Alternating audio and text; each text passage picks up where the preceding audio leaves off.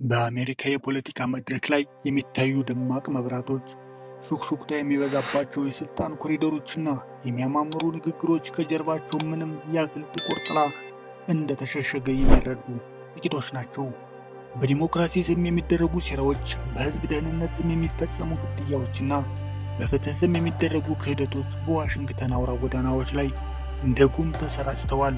ዓለም ሰላም መስላ የምትታየው እውነቱ በሐሰት መጋረጃ ስለተሸፈነ እንጂ ከስር የሚተራመሰው ምስቅልቅል ቆሞ አይደለም።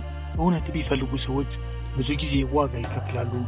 ያ ዋጋ ደግሞ አንዳንዴ ሕይወት ነው። ታሪካችን የሚጀምረው ሶፊያ በተባለች አንዲት ወጣትና ተስፋ የተጣለባት ፖለቲከኛ ነው። ሶፊያ ድምፅ ለሌላቸው ድምፅ ለመሆን በስልጣን ጥላ ስር የተደበቁ ምስጢሮችን ለማጋለጥና በመንግስት መዋቅር ውስጥም የሚነገዱ የሙስና ሰንሰለቶችን ለመበጣጠስ ቃል ገብታ ነበር።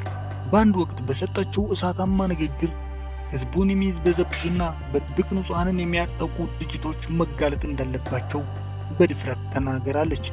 ህዝቡ በታላቅ ተስፋ እያጨበጨበላት ሳለ እሷ ግን በሞት ጥላ ስር መሆኗን አላወቀችም ነበር። ንግግሯን ጨርሳ በጨለማው ሌሊት ወደ ቤቷ በምታበራበት ወቅት በአሰቃቂና ድንገተኛ በሆነ የትራፊክ አደጋ ሕይወቷ ያልፋል።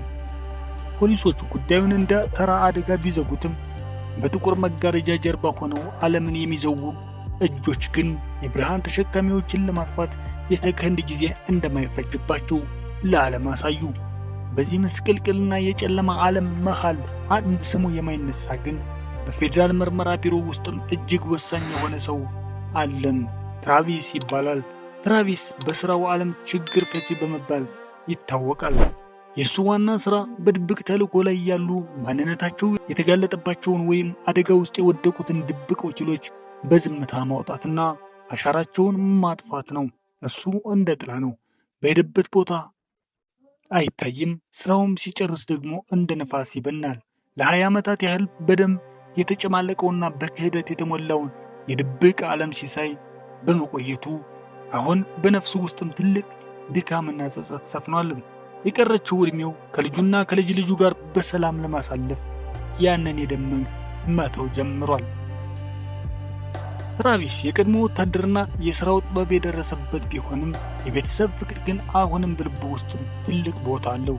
የልጅ ልጁን በሚመለከትበት ጊዜ ለዓመታት ካየው ግድያ፣ ጭካኔና ውሸት ወጥቶ ወደ ንጹሕ ዓለም የመጣም ይመስለዋል። የልጅ ልጁ ሳቅ ለትራቪስ ብቸኛው የተስፋ ብርሃን ነው። ለዚሁ ነው ለአለቃውና ለብዙ ዓመታት ለሚያውቀው ጓደኛው ሮቢንሰን ስንብቱን የነገረው። ሮቢንሰን ግን እሱ በቀላሉ የሚለቅ አልነበረም። በሮቢንሰን እጅ ብዙ ምስጢሮች አሉ፣ ብዙ ያልተቋጩ ሥራዎችና ሊቀበሩ የሚገባቸው እውነቶች አሉ። ሮቢንሰን በሥልጣን ጥመኝነት የተከፈለና ለድርጅቱ ክብርና ለራሱ ሕልውና ሲል ማንኛውንም መስዋዕትነት ለመክፈል ዝግጁ የሆነ ሰው ነው። ትራቪስ እንደ ጓደኛ ሳይሆን እንደ አንድ ታማኝ መሳሪያም ነው የሚመለከተው። አለቃው ሮቢንሰን በትራቪስ ላይ ያለውን ተጽዕኖ ለመጠቀምና ከሥራው እንዳይወጣ ለማድረግ ሌላ አንድ የመጨረሻ ተልዕኮ ሰጠው። ይህ ተልዕኮ በሥራው ላይ እያለን አንዳንድ የማይገቡ ነገሮችን ተመልክቶ መንገድ የሳተን ዴቪድሰን የተባለን ወጣት ወኪል ማግኘት ነበር። ዴቪድሰን በድብቅ ሲከታተላቸው የነበሩ ሰዎች በእውነት ጠላቶች ሳይሆኑ የመንግሥት ግድያ የሚቃወሙ ንጹሐን ዜጎች መሆናቸውን ደርሶበታል። ዴቪድሰን በንጹሐን ደም እጁን መታጠብ ስላልፈለገ የታዘዘውን ግድያ ሳይፈጽም በመቅረትና መረጃዎችን በመሰብሰብ መሸሸግ ጀመረ። ሮቢንሰን ይህን ወጣት ወኪል ለድርጅቱ ምስጢር ስጋት ስለሆነ ትራቪስ ዴቪድሰንን አድኖ እንዲያገኘውና ወደ ቢሮው እንዲመልሰው አዘዘው። ትራቪስ ወጣቱን ወኪል ዴቪድሰን ለማደን ሲነሳ ጉዳዩ ከሚመስለው በላይ ጥልቅና አደገኛ መሆኑንም ተረዳ። ዴቪድሰን በፍርሃት ተውጦና ማንንም ማመን አቅቶት በአንድ ጭር ባለ የምድር ውስጥ መገናኛ ስፍራ ተገናኝተው ሲነጋገሩ ዴቪድሰን በትራቪስ ዓይኖች ውስጥም እየተመለከተ እንዲህ ሲል በሹክሹክታ ነገረው። ትራቪስ፣ እያታለሉን ነው። እኛ የምንጠብቀው ሕዝብ ሳይሆን ጥቂት ባለሥልጣናትን የሠሩትን አሰቃቂ ወንጀል ነው። እውነትን የሚናገሩትን እንደ አሸባሪ እየፈረጁ እንድንገድላቸው ይታዘዙናል። ትራቪስ መጀመሪያ ላይ ይህንን ንግግር እንደ ተራ ድንጋጤ ቆጥሮት ነበር። ነገር ግን ዴቪድሰን የአንድን ዘመቻ ስለተባለ ምስጢራዊ አደገኛ ፕሮጀክት ሲናገር የትራቪስ አእምሮ በጥርጣሬ መሞላት ጀመረ። ይህ ምስጢራዊ ፕሮጀክት በሀገር ደህንነት ስም መንግስትን የሚቃወሙ ግለሰቦችና ጋዜጠኞችን እንደ ሶፊያ ያሉ ፖለቲከኞችን በዝምታ ለማጥፋት የተቀረጸ መሆኑን ዴቪድሰን በዝርዝር አጋለጠው። ብዙ ሳይቆይ ግን ትራቪስ ዴቪድሰንን ለማዳን ሲሞክር ወጣቱ ወኪል በአሰቃቂ ሁኔታ በሚስጥር ተገደለ። ይህ ግድያ በትራቪስ ልብ ውስጥም አንድ ትልቅ እሳት አነደደ። የገዛ ጓደኛው አለቃው ሮቢንሰን ይህንን ምስጢር ለመሸፈን የገዛ ወኪሉን መግደሉን ሲረዳ ትራቪስ ከሕግ ጠባቂነት ወደ ሕግ አዳኝነት ተቀየረ። ለዓመታት ሲያገለግለው የነበረውን ድርጅት የንጹሐን ደም መፍሰሻና የውሸት ፋብሪካ መሆኑን ሲያውቅ በራሱ ላይ ትልቅ ቁጭትና ንዴትን አደረበት። በዚህ መሃል አንዲት ደፋር ጋዜጠኛ ከትራቪስ ጋር ተገናኘች። እሷም ስለ ፖለቲከኛዋ ሶፊያ ሞትና ስለ ሚስጥራዊ የአንድነት ዘመቻ መረጃዎችን በድብቅ እየሰበሰበች ነበር። ጋዜጠኛዋ ለትራቪስ የሰጠችውን መረጃ እጅግ አስደንጋጭ ነበር። ሮቢንሰን ከፍተኛ ባለስልጣናትን በመሆኑ ስልጣናቸውን የሚነኩ ሰዎችን አሸባሪ በሚል ስም እየገደሏቸው መሆኑን በሰነድና በቪዲዮ አረጋገጠች። ትራቪስ አሁን የቆመበት መሬት ተናወጠ። ለ20 ዓመታት በታማኝነት የሰራውና ሕይወቱን የሰለጠለት ሥራ ሁሉ ለካ እውነትን ለመቅበርና የጥቂቶችን ስልጣን ለማቆየት ኖሯል። ትራቪስ አሁን አንድ ትልቅ ውሳኔ ላይ ደረሰ። እውነቱን መጋለጥና የሮቢንሰንን ጭካኔ ማስቆም እንዳለበት አወቀ። አለቃው ሮቢንሰን ትራቪስን እውነቱን እንደደረሰበትና ከጋዜጠኛው ጋር ግንኙነት እንደፈጠረ ሲያውቅም እርምጃ ለመውሰድ አልዘገየም።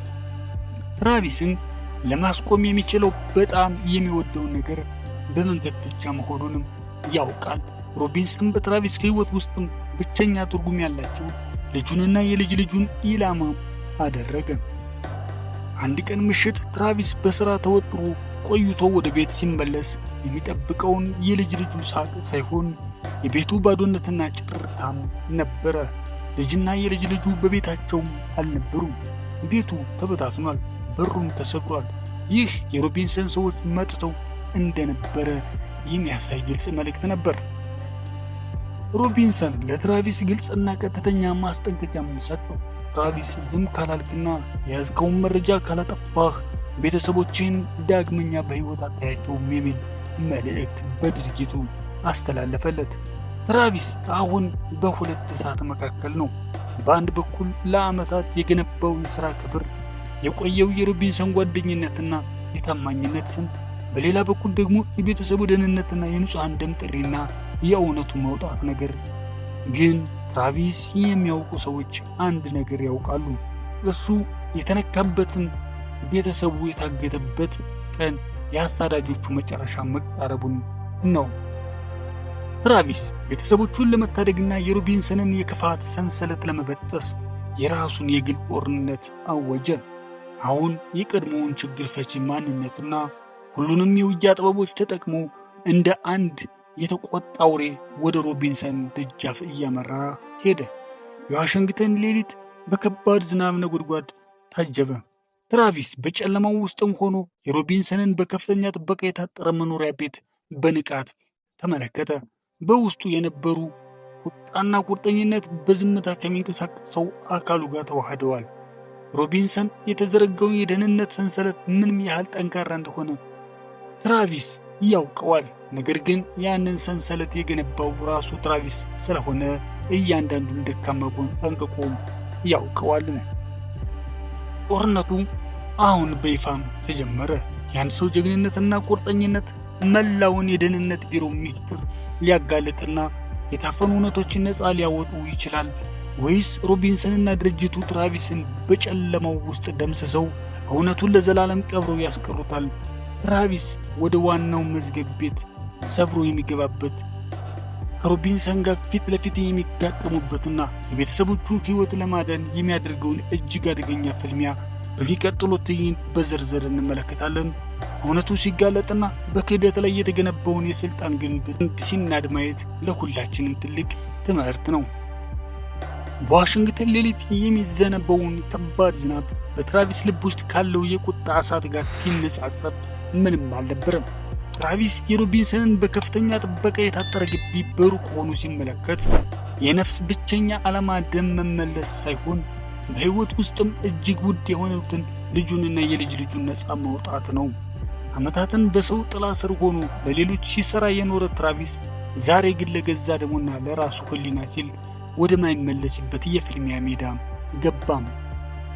ትራቪስ በዝምታና በብቃትም ወደ ግቢው ሾልኮ ሲገባ የእያንዳንዱ እንቅስቃሴ ለ20 ዓመታት ካካበተው ልምድ የመነጨ በመሆኑ በግቢው ውስጥ የነበሩ ዘመናዊ የደህንነት ካሜራዎችና በሰለጠኑ ወታደሮች የሚጠበቁት ጠባቂዎች ሊያዩትም አልቻሉም።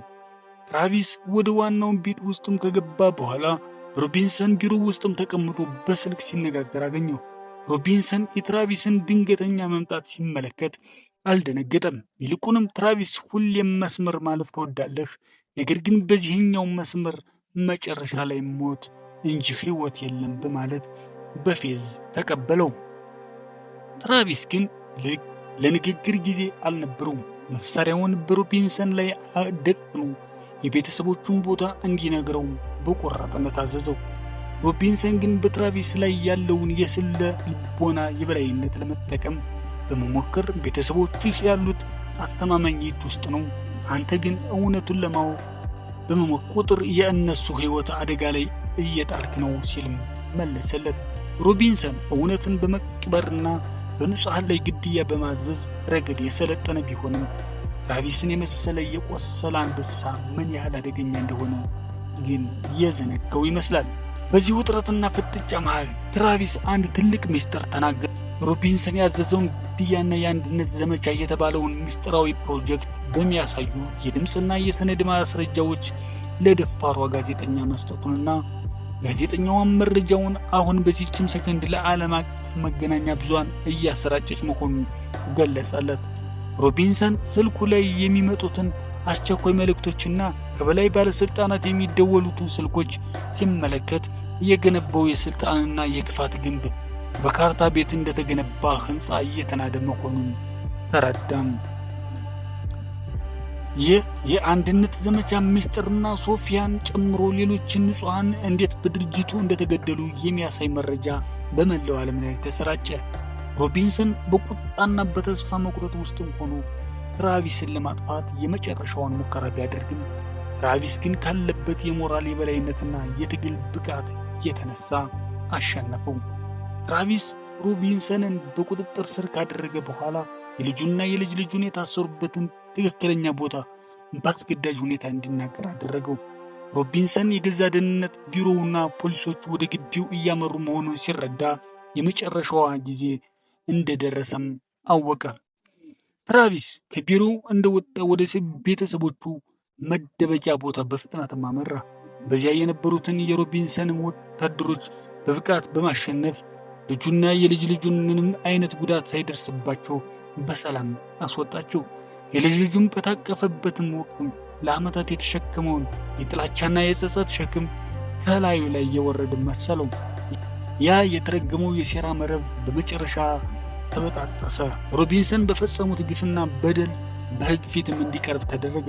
ትራቪስ የገዛ አለቃውና ድርጅቱን በማጋለጥ ሕዝቡ እውነቱን እንዲያውቅና በንጹሐን ስም የሚነገዱ የፖለቲካ ቁማሮች እንዲቆሙ አደረገ። በመጨረሻም ትራቪስ ብሎክ ከቆሻሻውና በደም ከተጨማለቀው የድብቅ ዓለም በቋሚነት ለመውጣት ወሰነ። ለ20 ዓመታት የፈጸማቸውን ስህተቶች፣ ያያቸውን ግድያዎች፣ የሸፈናቸውን ምስጢሮች በሙሉ ለሕግ በማቅረብ ራሱን ጭምር ነፃ ወጣ። ሕግ ፊት ቀርቦ ሁሉንም ነገር በመናገሩ ከባድ ቅጣት ሊጠብቀው ቢችልም ሕሊናው ግን ከዘላለም እስራት ነፃ ወጥቷል። አሁን ትራቪስ የጥላ ስራውን ትቶ በልጅ ልጅ አይኖቹ ውስጥም የሚታየውን ንጹሕ ብርሃን እየተመለከተ ቀሪ ዘመኑን በሰላም ለማሳለፍ ወሰነ። ታሪካችን የሚያስተምረን አንድ ትልቅ እውነት አለ። ክፋትና ሴራ ለጊዜ ኃያል መስለው ሊታዩ ይችላሉ። በስልጣንና በገንዘብ የታጀበ የውሸት መጋረጃ እውነትን ለጥቂት ጊዜ ሊሸፍን ይችላል።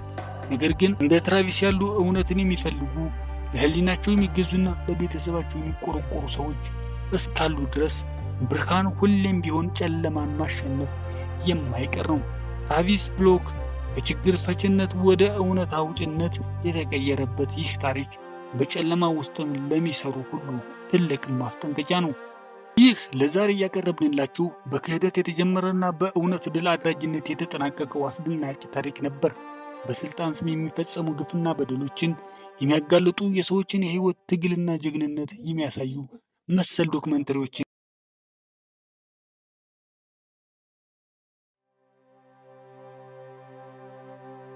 የቀረጻው ጥራት፣ የታሪኩ ጥልቀትና የአቀራረብ ለዛ ከተመቻችሁ ላይክ በማድረግ አጋርነታችሁን ግለጹልን።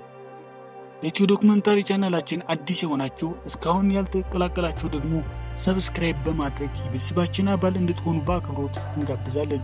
የእናንተ ድጋፍ ለእኛ አዳዲስና ጥራት ያላቸውን ስራዎችን ለማቅረብ ትልቅ ብርታትና ተነሳሽነት ይሆናል። በቀጣይ ምን አይነት ታሪኮችን፣ የትኞቹን ታዋቂ ሰዎች ወይም የትኞቹን ታሪካዊ ክስተቶች ብናቀርብላችሁ ደስ እንደሚላችሁ በኮሜንት መስጫው ላይ ጻፉልን። የእናንተ ፍላጎትን መሰረት በማድረግ ምርጥ ስራዎችን ይዘን ለመቅረብ ዝግጁ ነን። እስከሚቀጥለው ቪዲዮ በሰላምና በጤና ቆዩልን። ቸር ሰንብቱ። በያላችሁበት ያለም ጥግ ሁሉ ሰናይ ጊዜን ተመኘን።